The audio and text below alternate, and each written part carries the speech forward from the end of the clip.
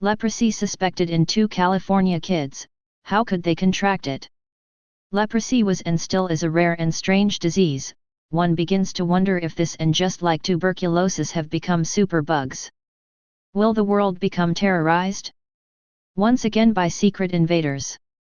2 school children in California are suspected of having leprosy, but where might they have caught the disease? This week, officials in Riverside County, which is near Los Angeles, said they are investigating the suspected cases of leprosy, now usually called Hansen's disease, at an elementary school in the area. Nursing staff at the school first notified officials about the possible infections on September 2, but it will take several weeks to confirm them, according to the Los Angeles Times. Cases of Hansen's disease in the United States are rare, but they do occur, with about 100 to 200 cases typically reported each year, according to the Centers for Disease Control and Prevention. In 2014, there were 175 new cases of Hansen's disease diagnosed in the United States, and nearly 3/4 of these cases were reported in 7 states: Arkansas, California, Florida, Hawaii, Louisiana, New York, and Texas, according to the U.S. National Hansen's Disease, Leprosy, Program.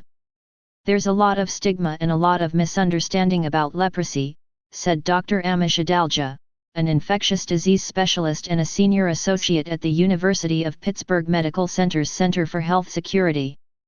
In the United States, there are thousands of people who have the disease, Adalja told Live Science.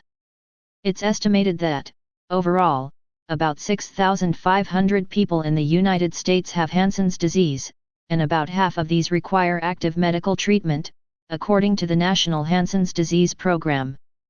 There's currently not enough information provided about these 2 suspected cases to know where they might have originated, Adalja said.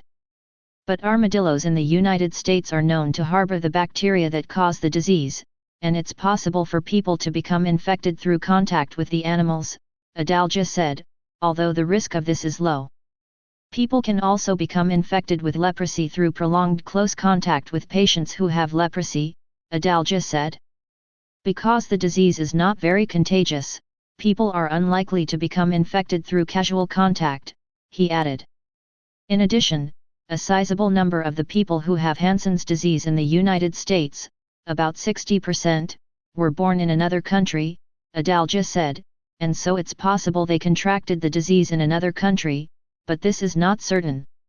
Countries with more widespread leprosy transmission include Angola, Brazil, Central African Republic, Democratic Republic of Congo, Federated States of Micronesia, India, Kiribati, Madagascar, Mozambique, Nepal, Republic of Marshall Islands and the United Republic of Tanzania, according to the CDC.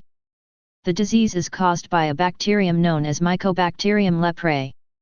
It mainly affects the skin, peripheral nerves, upper respiratory tract, eyes, and lining of the nose, according to the National Institutes of Health. The bacteria multiply very slowly, so it may take 2 to 10 years before a person who is infected with the bacteria has any symptoms, the CDC says.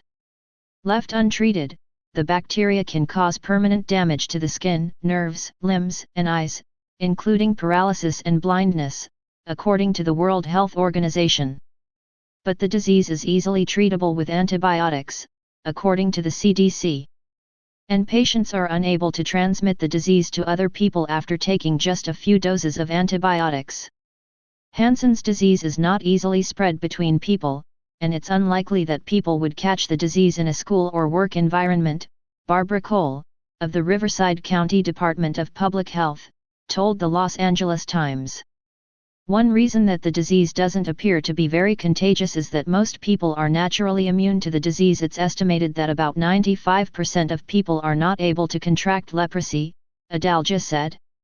The school with the suspected cases said it has disinfected a few classrooms as a response to the news, according to the Los Angeles Times. But Adalja said that this action was probably overdoing it relative to the risk that the cases pose. Almost all of it will be overkill because this disease is not that contagious, Adalja said. Could this be the rise of the superbug? Stay paranoid, my friends.